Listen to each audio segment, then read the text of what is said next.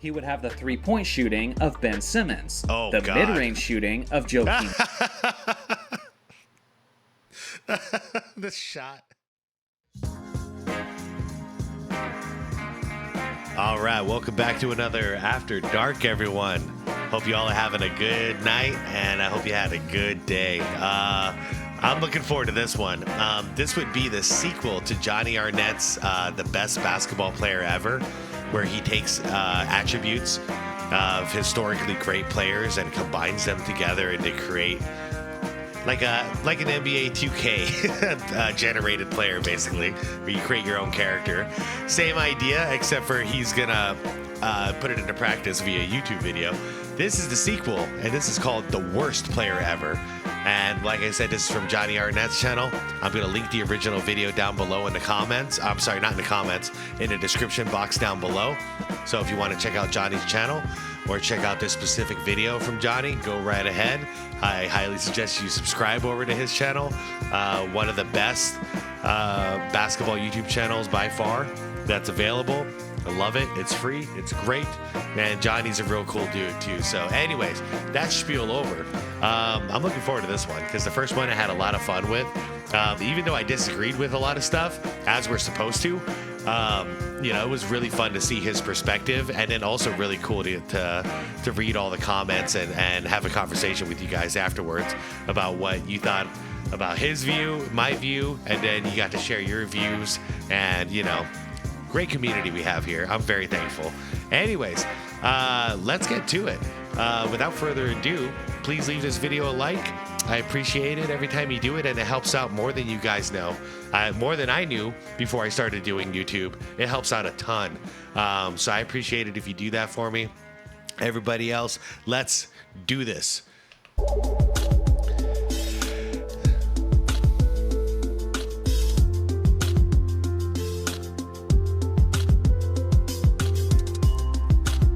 Beautiful.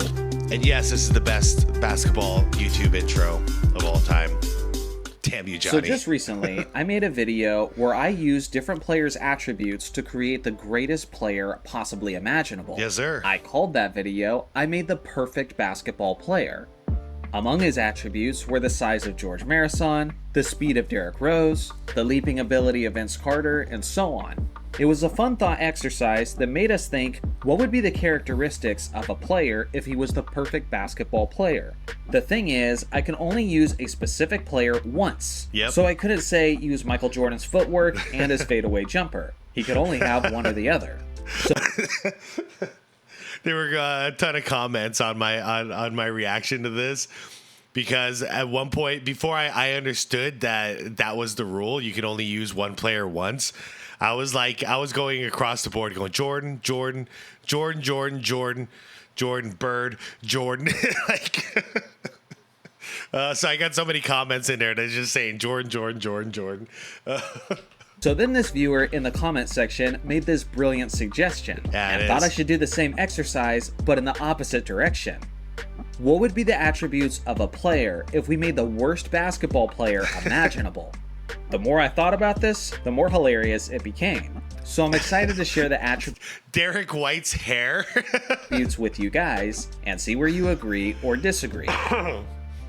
To start things off, if I was to create the worst basketball player of all time, he would have the height of Muggsy Bogues, who set the NBA record for being the shortest basketball player of all time, standing at only 5 foot 3 inches tall. I know, we get so used to that. Can we just have a moment of appreciation? 5'3", professional basketball player, had a full career, very successful. Nothing but respect for that man. He would have the wingspan of Spud Webb, who was also a shorter basketball player and definitely a defensive liability. He would have the frame of Oliver Miller, who was famously one of the heaviest players to ever play in this league. Yeah, we called him the Big O. He played for Phoenix. That was actually one of our weak points when we were a title contender. He would have the hand size of TJ McConnell, who has the NBA record for the smallest hand size at an NBA combine. Wow. He would have the speed of slow-mo Kyle Anderson, who is very methodical and is a quality player in his own right, but man, does he move slow. He would have the strength of Kevin Durant, who famously couldn't even lift the bar at the NBA Combine. Yeah. He would have the physicality of Karl Anthony Towns, the flopping of Vlade Divac, and the body control of JaVale McGee. He would have the turnover... Hey, I thought Vlade was a better flopper than LeBron is, personally. I think LeBron does a worse job selling it. In other words, I'm pretending like flopping is a good thing now, because that's what we're doing in this video. I think Vlade actually sold it a lot better. LeBron does a whole different thing where he gets shot by like invisible bullets, and then he goes flailing. It's kind of ridiculous. But I think Vlade in today's game, with the way the rules are, the game is called, I think he would have a lot more success with his flops, because they would give it to him every time. They were believable until you saw the replays. Frequency of Karl Malone, and he would have The what? Sorry? JaVale McGee. He would have the turnover frequency of Karl Malone, and he would have the disgusting shooting form of Chuck Hayes, who has essentially the Charles Barkley golf swing of basketball shooting forms. By the way, let me know. Oh my God. Let me know in the comments who averaged more turnovers per game, LeBron James or Karl Malone. He would have the ball handling skills, or lack thereof, of Rudy Gobert. He would have the three-point shooting of Ben Simmons, the God. mid-range shooting of Joakim. The shot. Yeah, I agree with Ben Simmons for sure. He would have the three-point shooting of Ben Simmons, Or free throw shooting of Ben Simmons. Oh man, get ready for the shot, you guys. the Wait. mid-range shooting. Oh man, he shot it from the chin. He pushes forward from the chin. It's not going up from the chin. He's going forward from the chin. Shooting of Joakim Noah, and the dunking ability of Steve Nash. He would have the free throw shooting Dunking of ability. Ben Wallace, Okay. who is statistically the worst free throw shooter of all time. All right, you got that one. He would have the passing skills of Yinka Dare. And if you have no idea who that guy is, Yeah. you might want to look into him, and you'll quickly Yinka Dare's first career assist came in his 769th game. Or minute. Okay, minute. Still.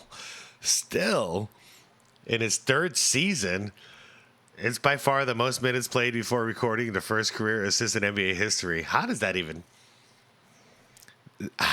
happen? How did you get to the NBA if you have literally zero court vision? Crazy. I don't know who Yinka is. Do you guys? understand why he takes this attribute. He would have the rebounding ability of Brook Lopez. Really? The perimeter defense. Wait. Was Brook that bad? He would have the 5 rebounds in 31 minutes per game. Okay, that's pretty bad. See, I thought Brook was the better twin. We had Robin over here, Robin Lopez, for the Suns for a while.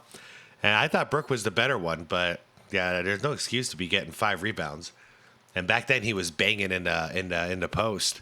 rebounding ability of Brook Lopez, the perimeter defense of Damian Lillard, and the interior defense of one of the greatest busts in basketball history, Anthony Bennett. He would have the shot blocking of George Zedek, who was an NBA center standing 7 feet tall, yet averaged a career 0.1 blocks per What? Every game he gets one block. Every 10 games he gets one block. So he had a total of like 13 blocks in his career. 12 blocks, my bad. per game. He would have the durability of Bill Walton, who was notorious for breaking more easily than a graham cracker. Yeah. He would have the stamina of Boban Marjanovic. He would have the public relations of Charles Barkley, For real. who was always getting in trouble during his playing career. Man, even off the court, man, when he was in Phoenix, he got into a bar fight out here. He's been in jail a lot of times, this guy. So in other words, he wouldn't be a role model. Nope. He would have the confidence of Kwame Brown, or lack thereof. Uh-huh. He would have the leadership of Scottie Pippen and the coachability of Latrell. That almost confused me for a second. He but would yeah. have the leader. Yeah, that's fair, dude. That's fair.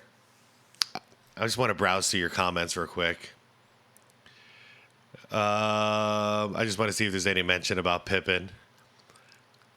No one's mentioned. I think the Pippen thing just flew past everybody.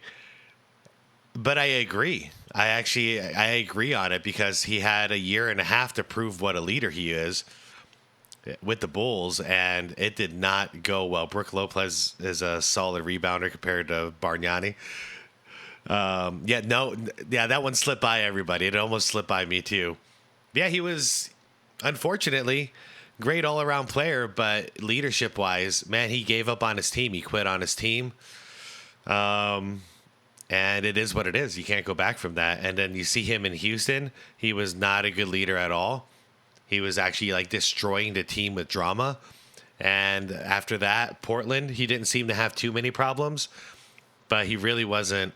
Was he the leader there? I mean, I guess we can say he was, but he was on his way out, you know? Leadership of Scottie Pippen and the coachability of Latrell Sprewell. Oh, ouch. Yeah, he choked his coach. Yeah, there it is. He choked his coach. Yep. And then he asked for a raise, even though I think he was guaranteed like $80 million or something like that, because he said he can't feed his kids. He needs more. He needs money to feed his kids. And then he was ousted from the league. Nobody wanted him after that. You combine that with choking your coach, bad look. Who famously did really well with his head coach. He would have the attitude of Rasheed Wallace, picking up technical fouls and getting ejected with extreme regularity. Yeah, he has the record for it, I do believe, right? All time? He would have the explosive temper of Ron Artest, Fair. Who famously has some of the most ugly moments of basketball history on his resume. For real. He would have the basketball IQ of J.R. Smith, the work ethic of Allen Iverson, and the composure of Glenn Big Baby Davis. All right, let me back it up real quick. Let me back it up. On his resume. He would have the Okay, totally agree with JR. That's messed up, but I agree. basketball IQ of J.R. Smith. Okay. The work ethic of AI. What do you guys think? Shaq's work ethic versus AI's work ethic? Because we know both of them weren't really bringing it in practice. You know, their whole mentality was bring it during the game and forget about practice. So I'm curious what you guys think. I think it's a coin flip, which is unfortunate because we're talking about two of the greatest players of all time. But what could they have become if they had a Kobe or Jordan like work ethic? Of Allen Iverson and the composure of Glenn Big Baby Davis. They didn't call him Big Baby for nothing. He would have the unselfishness of the NBA Hall of Famer Rick Barry. He would have the locker room influence of Gilbert. I don't know enough about this to comment. Rick Barry was really that selfish, huh? Of the NBA Hall of Famer Rick Barry. He would have the locker room influence of Gilbert Arenas. What, Johnny? Bringing in a gun and pointing it at your teammates not okay? Isn't that okay? He's making the gun signs right here.